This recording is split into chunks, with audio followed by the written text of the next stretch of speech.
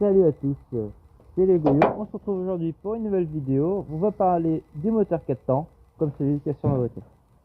Aujourd'hui, on va parler de l'invention d'un grand homme dont on ne parle pas assez souvent, Monsieur Baudrochat, donc, qui est né en 1815 à Digne-les-Bains. Cet grand homme passera sa vie à travailler sur diverses choses en ingénierie, et il finira par créer la plus grande création qu'il a faite, c'est en premier lieu les câbles à travers la mer pour la télégraphie entre la France et l'Angleterre.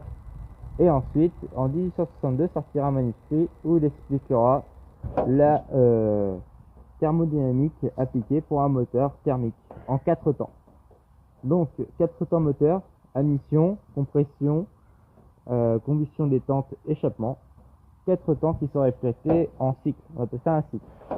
Sachant qu'à chaque fois, il y a ce qu'on appelle les rendements thermodynamiques qui s'appliquent, que lui a créé l'application, la formule qui est 1 moins epsilon 1 puissance 1 moins gamma. Voilà. Donc le gamma, c'est un coefficient qui change en fonction du comburant utilisé. Nous utilisons toujours 1,4 parce que nous utiliserons toujours le même comburant qui est l'air ambiant. Et pour epsilon, c'est un rapport de compression. C'est ce qui change en fonction du moteur. En général, ça tourne entre 17 et 10,5 pour les moteurs essence, 17 pour les moteurs diesel. Nous sommes sur des calculs qui sont très compliqués, donc on passera les détails parce que c'est un peu trop complexe. Donc ça créera ce qu'on appelle une chaîne de 4 rendements. Donc il y a le rendement de combustion, le rendement thermodynamique, le rendement thermodynamique de forme, et ensuite le rendement mécanique qui nous donnera la puissance du moteur en fonction de la masse de carburant injectée. Et donc pour poursuivre sur Baudrochat, pour poursuivre sur lui, ce monsieur a reçu quand même le prix spécial en mécanique pour l'invention du cycle 4 temps en 1891, reçu par la Société nationale à l'encouragement de l'industrie. Et ce monsieur est quand même un gros pilier de l'automobile mondiale, parce que sans ses travaux à lui, nous n'aurions aujourd'hui aucune voiture. Donc son cycle 4 temps présente qu'un seul temps moteur et quelques imperfections, mais était beaucoup moins imparfait que les autres cycles et les autres systèmes qui existaient avant, notamment à cette époque-là la voiture électrique, qui était une voie sérieuse pour l'automobile. Sauf qu'on a préféré du coup le moteur thermique parce qu'il était plus simple de conception et permettait de nous avoir plus de puissance vis-à-vis à une masse moins importante. Même si par exemple les premiers moteurs sortis par Dion Bouton, donc une marque française totalement oubliée aujourd'hui, qui nous a sorti un moteur de 1,5 chevaux pour 25 kg, ce qui était quand même beaucoup moins que le moteur électrique, parce que à masse égale, le moteur électrique pesait plus d'une centaine de kilos. Et donc nous arrivons sur monsieur le marquis Dion, qui a créé avec son mécanicien, monsieur Georges Bouton, qui a créé du coup qui ont créé ensemble une marque basée sur l'automobile à vapeur, sur les travaux de Joseph Cugnot, et ensuite s'intéressera aux travaux de Baudrochat et créera les premiers moteurs thermiques, dont l'image s'affiche actuellement à l'écran. Moteurs thermiques qui sont avec des rendements qui sont très loin de la Bugatti Chiron, hein. On est très loin de la technologie qu'on a pu atteindre par la suite, mais on est déjà sur une technologie de pointe à l'époque, avec une soupape d'admission qui marche par aspiration, donc elle descend quand ça aspire, et l'échappement qui est commandé. On retrouvera plus tard les deux commandés sur les moteurs plus modernes, avec plusieurs cylindres, comme nous avons ici par exemple. Là nous avons un moteur TU en 1,6 litre, et nous avons 4 cylindres parce que 4 temps, donc ça veut dire qu'à chaque demi-tour nous avons un temps moteur, ce qui favorise la performance. Donc comme s'affiche à l'écran, sur le tableau là, vous voyez bien qu'il y a toujours dans chaque colonne il y a une combustion. Il y a aussi à chaque colonne une compression, une admission et un échappement, ce qui fait que nous avons un fonctionnement de moteur qui marche sur un ordre d'allumage de 1, 3, 4, 2, dans cet ordre là exactement, et ça nous permet d'avoir un moteur plus régulier. Ça évite d'avoir les à-coups du monocylindre qu'ils peuvent avoir par exemple en moto. C'est pour ça qu'on fait des cylindres souvent plus petits mais qui tournent plus vite. pour compenser les atouts qui sont donnés par le moteur thermique. Et donc en 1869 naîtra la première voiture digne de ce nom par la société Dion-Bouton, qui se situe dans la Creuse. Voilà. Il faut savoir que Dion-Bouton, pour ses exploits, sera reconnu comme motoriste, premier motoriste mondial, jusqu'à les années à peu près 30-40. Ça sera un très très grand motoriste, au même titre que Peugeot, Renault ou Citroën, qui à l'époque sont encore débutants comparé à eux, qui font déjà des moteurs depuis un certain temps, qui adaptent des moteurs dans toute forme d'industrie, que ça soit pas que l'automobile, mais exactement pour être génératrice de carburant, d'électricité par exemple, dans la ligne Maginot, qu'il y a entre la France et l'Allemagne, qui a été construite entre deux guerres. C'est eux qui ont équipé ces moteurs industriels. Ces moteurs qui seront fortement utilisés par tout le monde, mais ils tomberont dans l'oubli suite au décès du marquis Dion, qui recevra comme son mécanicien la Légion d'honneur pour avoir fait avancer l'industrie française à travers le monde. Voilà. Donc ils sont tous les deux faits chevaliers de Légion d'honneur, ce qui n'est pas rien parce que l'inventeur du cycle 4 temps par exemple ne l'a pas été fait, et Louis Renault non plus par exemple. Donc ça reste un homme important qui aura une grosse vie en politique aussi, surtout le marquis Dion. Il sera sénateur pour la Loire-Atlantique pendant assez longtemps, donc il représentera la France à travers le monde. Ils feront quelques-uns des modèles qui s'affichent à l'écran, qui sont très loin de la voiture moderne parce que ça tient plus de la calèche que de la voiture, mais ça commence déjà à y ressembler, plus que le tricycle le tricycle Mercedes, la machin Patton. Voilà. Enfin, ça je peux je crois. Voilà, ça ressemblera plus à une voiture que le tricycle de Mercedes dans les années 20, voire 10-20, dans le début des années 1900. Et donc nous arrivons sur le sujet qui est que le moteur 4 temps a beau avoir beaucoup d'avantages, parce que facile à fabriquer et facile à utiliser, aura aussi beaucoup d'inconvénients. Le rendement au départ qui était pas terrible et qu'aujourd'hui n'est toujours pas top, parce que sur les moteurs les plus performants nous arrivons qu'à max 55-60% de rendement. C'est à dire que sur 100 litres que vous mettez de carburant, il y en a en gros sur 100 litres vous avez 30 litres de carburant qui sert juste à vous chauffer, qui sert juste à chauffer le moteur, qui ne vous sert pas à avancer. Voilà, le point noir du moteur 4 temps, c'est son rendement. Parce que le rendement est pas terrible. Alors pour l'améliorer, on a eu plusieurs façons, les cylindres, l'injection comme on a aujourd'hui. On est passé au diesel aussi, qui augmente encore les rendements, parce que 60% sur le moteur diesel, parce qu'un moteur essence c'est plutôt 40%. Donc on a un écart qui est dû à la performance et à ce qu'on veut, parce que le rendement thermodynamique, là les 4 rendements que je vous ai présentés, ne peuvent pas vous faire arriver à 100%, parce que c'est 4 pourcentages. Mais on peut faire varier chacun d'entre eux en fonction de ce qu'on veut. Si on veut plus de performance, moins de performance. Mais si on fait varier un, c'est-à-dire qu'on en diminue un autre. Donc ça veut dire qu'on n'arrivera jamais à du 100% ni à quelque chose de très très très optimisé. C'est là la limite du moteur 4 temps. C'est pour ça qu'on a inventé des nouveaux matériaux, des nouvelles technologies pour essayer d'augmenter ce rendement au fil des années. Parce qu'au tout début de l'automobile, on était plus sur un rendement de 20%, ce qui était déjà meilleur que les autres types de moteurs, mais ça reste très loin de ce qu'on a aujourd'hui. Et donc la voiture traversera les temps jusqu'à l'heure d'aujourd'hui, qui est très moderne. La voiture est très électronique. Pour moi, j'estime que l'automobile moderne est le sommet du savoir de l'homme, avec la technologie spatiale et la technologie aéronautique, qui sont les sommets de la technologie humaine.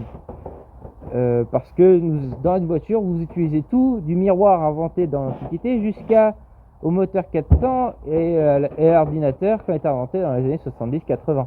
Donc nous sommes sur un mélange de toutes les technologies qu'on a accumulées au fil du temps. C'est le représentatif du savoir même. Ce que les gens aujourd'hui ont du mal à percevoir, c'est qu'une voiture, c'est bien plus qu'un objet banal ou mal pensé. On cherche toujours à l'optimiser à travers aujourd'hui les cartographies, notamment. Je pense que vous en avez tous déjà un peu parlé, mais la cartographie, c'est ce qui dit au moteur comment fonctionner. Et aujourd'hui, nous avons des moteurs qui sont plus ou moins performants et plus ou moins économes grâce à ce type de technologie. Notamment le célèbre moteur PureTech pour ses casses. Mais à la base, ils ont mis la cour dans l'huile pour des pour aller sur une technologie d'optimisation. Ils cherchaient à optimiser les cycles moteurs pour pouvoir, en fonction de la demande, utiliser de l'EGR, recycler les gaz d'échappement ou injecter moins pour avoir la même performance mais éviter de polluer. Donc ça fait qu'ils ont fait un maximum pour arriver à une non-pollution qui a nuit à la performance et à la fiabilité. Parce qu'aujourd'hui, les moteurs thermiques sont étranglés par les normes de pollution. On demande aujourd'hui à un moteur thermique presque d'être électrique, tellement qu'on réduit les normes au maximum. Ce qui n'est pas possible. On ne peut pas continuer à réduire autant les normes anti-pollution parce que ça devient tellement un énorme défi pour les constructeurs de sortir une voiture adaptée à ces normes qu'ils négligent la fiabilité et parfois la performance. Ce qui met un peu une balle dans le pied à la base de l'automobile. Et donc, pour poursuivre sur la pollution, aujourd'hui nous sommes sur des normes qui sont strictes, avec beaucoup d'anti-pollution dans l'échappement, notamment l'AdBlue qui sert à neutraliser les particules de NOx sur les diesels. C'est un fonctionnement purement chimique et parfois complètement illogique parce que des fois on injecte même du gasoil dans le système d'anti-pollution pour dépolluer, pour avoir une meilleure combustion. Ce qui mène des fois à des choses un peu paradoxales comme ça. Mais la technologie continue à avancer sur l'antipollution, sur le moteur thermique. En ce moment, les gens ciblent plus un moteur thermique à base d'hydrogène, qui sera sûrement la prochaine évolution, parce que l'hydrogène est un combustible avec lequel on peut pas brûler. Le problème, c'est que c'est un combustible qui a plus tendance à rentrer dans ce qu'on appelle la détonation. On n'est plus dans la combustion, parce que la combustion, c'est que c'est que ça brûle, mais lentement quelque part. Même si ça prend quelques microsecondes pour arriver à une combustion complète, ça brûle lentement. Alors qu'une détonation, c'est une explosion. C'est-à-dire que le moteur, la combustion va trop vite. Et ça entraîne du cliquetis, de la casse, et de la casse des pistons, des moteurs et de l'interne au moteur. Ce qui est très mauvais, qu'on pouvait avoir sur certaines voitures performantes. Par exemple, vous voyez, les Formule 1 ont un ralenti très élevé. Parce qu'à faible régime, elles ont tendance à faire beaucoup de cliquetis et à casser les soupapes, à casser le moteur en lui-même. C'est pour ça que les ralentis sur les voitures de sport souvent sont plus élevés que sur les voitures de tous les jours. Et c'est pour ça d'ailleurs qu'elles ne sont pas conduisibles sur la route. Parce que c'est des voitures qui ont été radicalement modifiées pour la performance. Mais à part ça, nous arrivons déjà sur une autre de mes idées, c'est que aujourd'hui, il y a beaucoup de marques comme Dion Bouton qui ont disparu. Et ces marques, notamment, nous, plus localement, il y avait une marque de voitures logée à Tours et qui faisait des voitures, qui a disparu aussi. Et à cette époque-là, il y avait une multitude de petits constructeurs qui faisaient des voitures. Avant.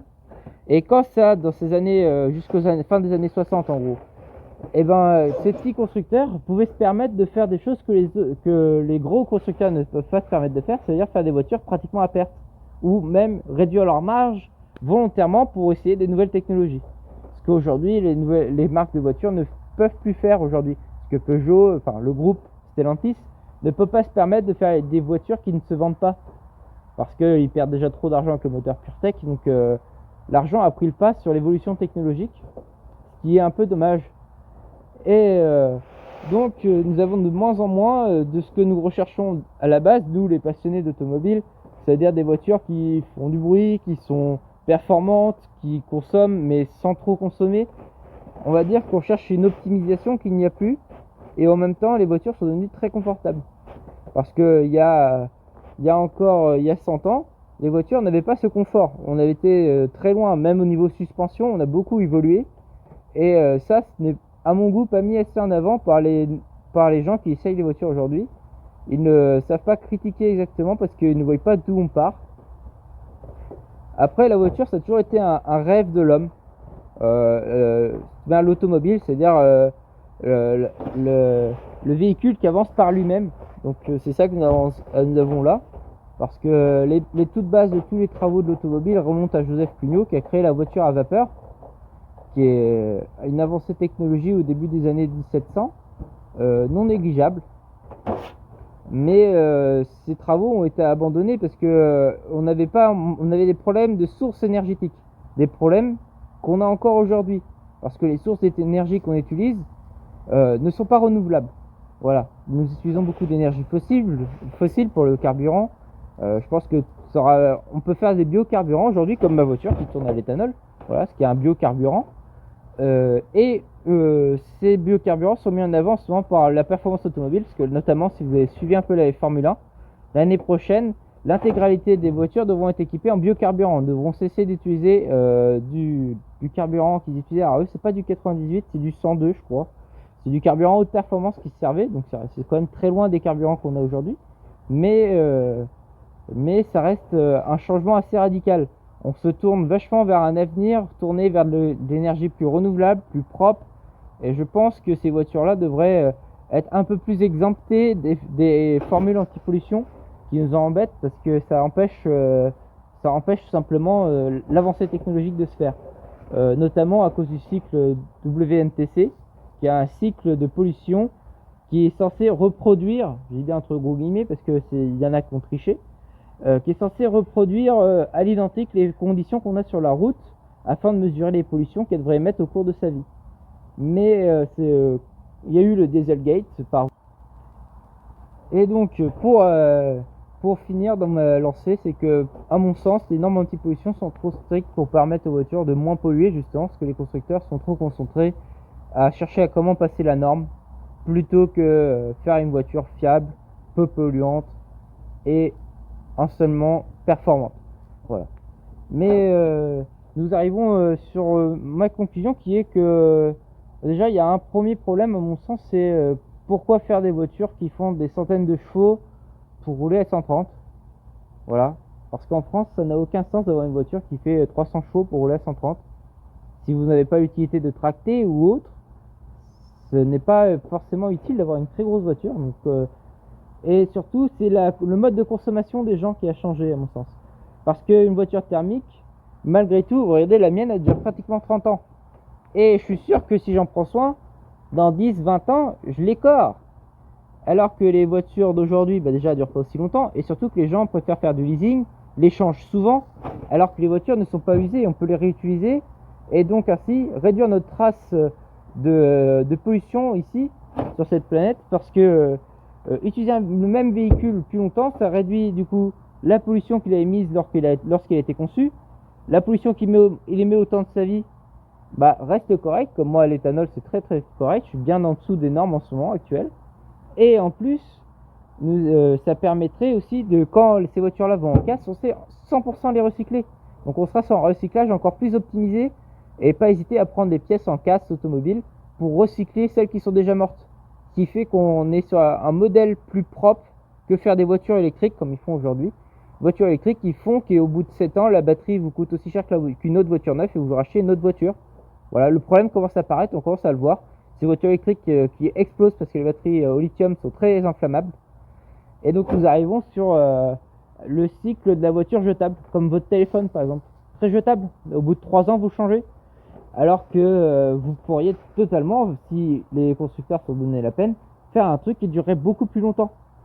Donc nous rentrons dans un cycle de surconsommation en prétextant être écologique. Donc je vous laisse réfléchir là-dessus. C'était les Goyos. Je vous souhaite une très bonne soirée. Gros bisous la bise.